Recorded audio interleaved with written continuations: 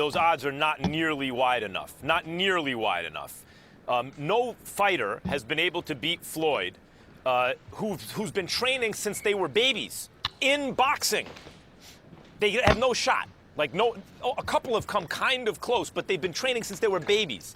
Conor McGregor could be the most naturally gifted boxer who ever lived. Let's take for granted that he has more natural ability than Sugar Ray Robinson or Roy Jones, who both had more natural ability than Floyd Mayweather. Let's just take that as a given. He would still have zero chance to beat Floyd Mayweather. It's a complete disrespect to the craft of boxing. Just as Floyd Mayweather would have no chance to beat Conor McGregor in an octagon. You cannot make a hexagon here and split the difference. So if they're in a boxing ring, it's like saying, Michael Phelps versus LeBron James, who wins? Well, you would say, is it in a swimming pool or a basketball court, right?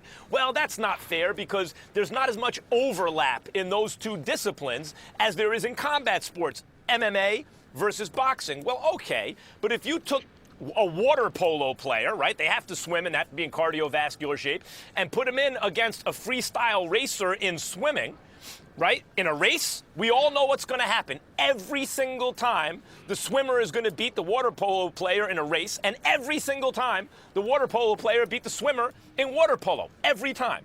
Conor McGregor has exactly a 0% chance in this fight. I respectfully disagree, Max Kellerman. I really, really do. I respectfully disagree. I defer. Like I tell you, I do what you should do when it comes to basketball. I do what you do with boxing. What you should be doing with basketball, I do with boxing. I defer to the expertise of the great Max Kellerman. But I would say this. I give him a 1% chance, which is a puncher's chance.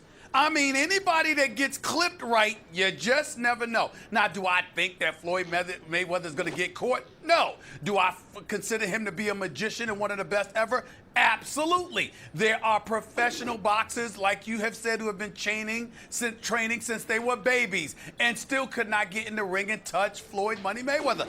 All things are true, but I will never dismiss a puncher's chance to 0. I never, ever will do that. I remember when George Foreman was, 45 years old, Mike? Yep. Looking big, fat like the Pillsbury Doughboy and still knocked out Michael Moorer. I remember no boxing, Iran Barkley, at least compared to the Hitman Hearns, catching him with a blow after he was getting schooled for 3 rounds, and all of a sudden the Hitman fell like a tree trunk, for crying out loud.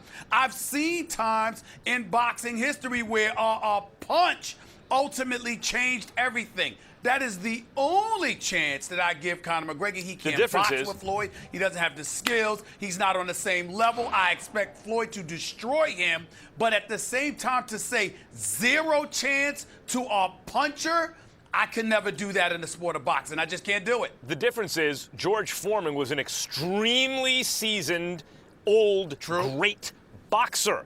George Foreman had fought Joe Frazier and Kenny Norton and Muhammad Ali in his first career, and Evander Holyfield in his second career. George Foreman was an incredibly experienced, all-time great boxer who was old. He landed a big punch as part of an overall strategy, started throwing left hooks, moving Moorer, the southpaw, towards his straight right hand. Oh, he was much more experienced than Moorer. As a boxer, Iran Barkley also was a very experienced pro, crude in certain ways, but experienced boxer. The closest comparison to this would be when Floyd Patterson defended his title. He was heavyweight champ, but he was a very small heavyweight champ. He was a middleweight as an amateur, and they were looking to juice the title, not fight Sonny Liston at the time. They fought the Olympic gold medalist in his pro debut.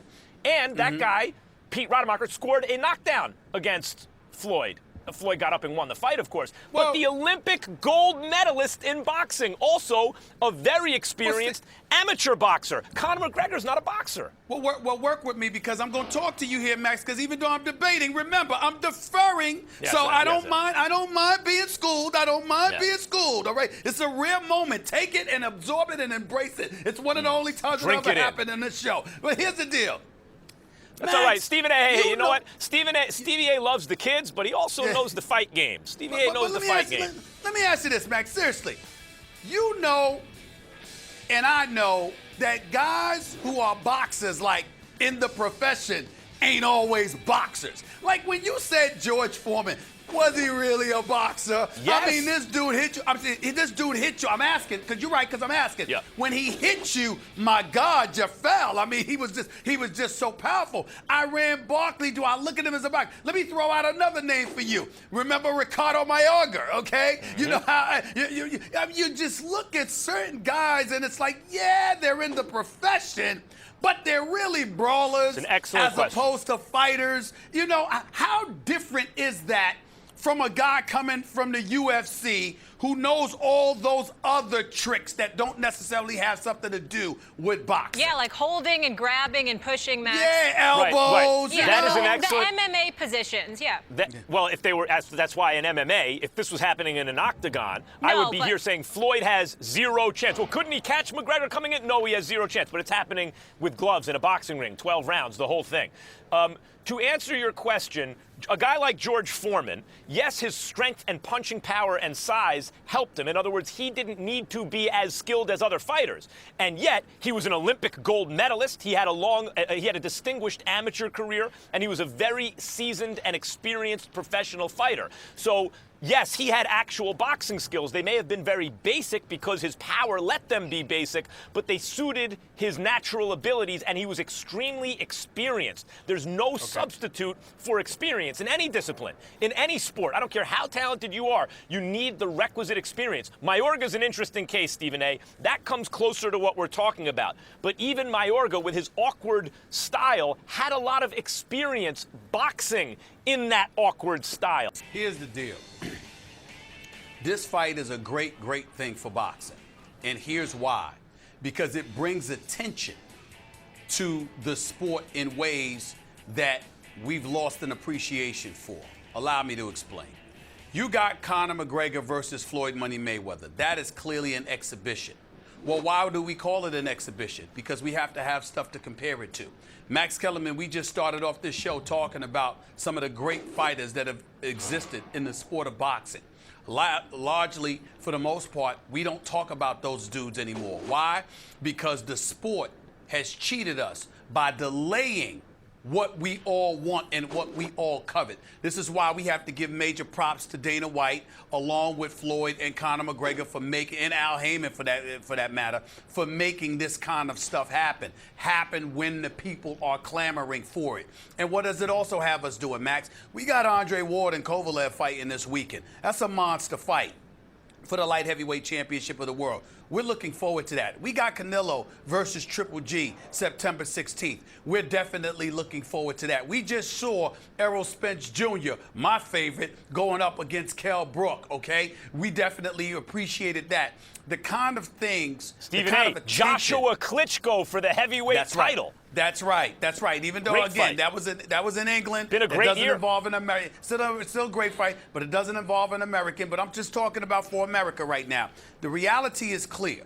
Having a fight like this forces us to pay attention to the sport of boxing, what it's lacking, to the sport of the UFC and why it's elevating in popularity. It forces us to pay attention to what one sport is doing, what one sport is not doing, and most importantly, it reminds the power brokers, the influence makers, or the decision makers rather, to literally pay attention to getting back to giving people what they want when they want it, Yep. as opposed to delaying it for years. That's Let's what talk- this fight does, and that's why we have to appreciate it. Let's get back to Oscar and what Oscar had to say, because you and I both know when Oscar came out and said it, this is the one part that we got to give Dana credit for when he said this about Oscar. As much as I appreciate where Oscar's coming from, and he's right because it doesn't compare as a boxing match to what we're going to see with Triple G versus Canelo, the reality is clear.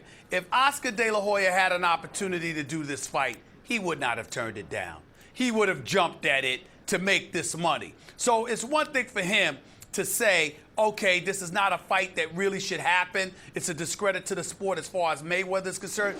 There's some validity to that because the greatest in the sport shouldn't be given a novice an opportunity to step into the ring with them. You could make that argument, but it's false for Oscar to sit up there, or wrong rather for Oscar to sit up there and say, you shouldn't buy the fight. Right. That's excessive. Oscar that really is, was. I, as a fan, would buy the fight. There's no doubt, or buy the hype.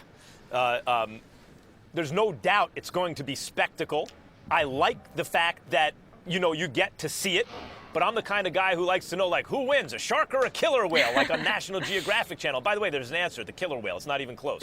And that's like this fight. But still, I'm interested in it. There is interest in it. That's why it's being made. But it is not a competitive sporting athletic competition. That's not what this is. What these guys understand, though, in a way that we don't, I'd liken it to LeBron and then KD. What LeBron understood, in spite of all the criticism making that super team in Miami, is criticism. When I win the championships, that other stuff will fade. They'll remember the chips. KD, same thing. He joined a super. He improved on LeBron's design. I won't form a team. I'll join a team. That's even worse than what LeBron did. See how LeBron's considered the best? Watch what's going to happen to me. And now there are arguments that Kevin D, incorrectly, that Kevin Durant is the best player in the world. They understood it. They were wiser than the rest of us in that way. And this is what Conor and Floyd and Dana and everybody understand. That with all the time between now and August 26th, with shows like ours and all the other media covering this event, which is hype, it's an exhibition of Floyd in a boxing ring against someone with no chance, with no hope. But we have to think about how to talk about this for 2 months now. 2.5 months. Everyone's going to have to cover it and think of new angles. It's the nature of the media because we want to stay interested. You want to stay interested. Hit it from all the angles. And when you're doing that, you're hyping the fight. And one of the elements of doing that is figuring out how the other guy may have a chance to win. So right now I'm on 0%. You guys are on 1% for Conor. Let's see where we are on August 25th. They understand this, that the structure of the media is such that by the time this fight comes off, it will be perceived by many because of the way we cover it, through no fault of members of the media, through the way the media is structured. The way we cover it will appear like it's an actual competition by the time the fight comes off. And that's one of the reasons it's going to do big business. First of all, you're wrong, and you're wrong on several fronts. Number one, there's no show like ours. You need to wake up and recognize that. We're you know what? You just won your first debate, Stephen A. You need to stop saying that. We're a one-of-a-kind show. That's why we're first in. Secondly, and more importantly, I'm going to be bold enough to say it. You want to know all about this fight? You want fresh angles or whatever the case may be? Don't turn the channel. Don't even turn to another television show on this channel. Just come to First Take and we'll have it covered. Between you and my knowledge of the sport of boxing, combined with our connections, what else is there to talk about? Wake up and smell the Old Spice, Max Kellerman. Ain't no reason to go anywhere else. You can come right here. That's number two. Number three, let's get back to the issue of this fight. Of course, it's about hype primarily, but I do think it's more of a fight than you're giving it credit for. In this respect, even if it's one-sided, Max, that don't mean it wasn't a fight. The fact of the matter is that I think that Floyd is a magician, and I believe he will completely school Conor McGregor. You know what else I believe? I believe what Dana White said. Conor McGregor is going to come. He's walking in there with one mission. He knows he's not trying to outbox Floyd Money Mayweather. He's coming to try and knock him out. And as a UFC fighter, accustomed to taking kicks and elbows and getting choked and all of this other stuff on top of being punched at, this dude probably believes that he can walk right through Money Mayweather and try to take him out. His only suspense is whether or not he can catch Floyd. That's it. In terms of taking Floyd's hits and stuff like that, Conor McGregor's not worried. He's going to try to walk right through Floyd. I'm just saying, it's going to be, that may make it a destruction, but what I'm trying to say is that it's going to be a brawl before it ends. Stephen A., and if that's the case, that makes it a fight. You just proved my point. That was brilliant. That's exactly right. Conor McGregor's fighting spirit will actually hasten his demise. The question is not can he catch Floyd. The question is, as aggressively as Conor's going to fight, can he go the distance? The answer is no. Spoiler alert, right? I should have said that first. The answer is no, he can't go the distance. He's not going the distance. But, no, of course not. But he will be, that's partly because he is all heart and will bring the fight to Floyd in a super aggressive way, giving Floyd the ability to do whatever he wants to do, hastening Conor's demise, producing more action. But see what you just did, Stephen A? You just, through that brilliant point, helped sell the fight. The media is set up this way. We will be thinking, you and I will be thinking of angles to talk about this because it's interesting to talk about. And in so doing, the fight will become increasingly interesting. But it's not That's just what all what the you, participants understand. but you're acting like it's just acting like it's a headline or it's something that's being choreographed to generate interest. I'm saying to you, that's real. The reality is that if you're Floyd, if you're Floyd, and you've been devoid of power at the upper divisions for the last several years because of the multitude of hand injuries, and you've got somebody who's known as a knockout artist whose only objective is to try to come and catch you, I'm saying to you, it's a fight. Let me put it to you this way, Max. It certainly is two different stratospheres. Please don't get me wrong. I'm not comparing the two. Yeah. But Marvelous Marvin Hagler was a great boxer and fighter, was he not? No doubt. All right, was it Tommy the Hitman Hearns, despite that knockout power? Wasn't he a great boxer? That jab was sensational. Yes, he was. That right hand was great.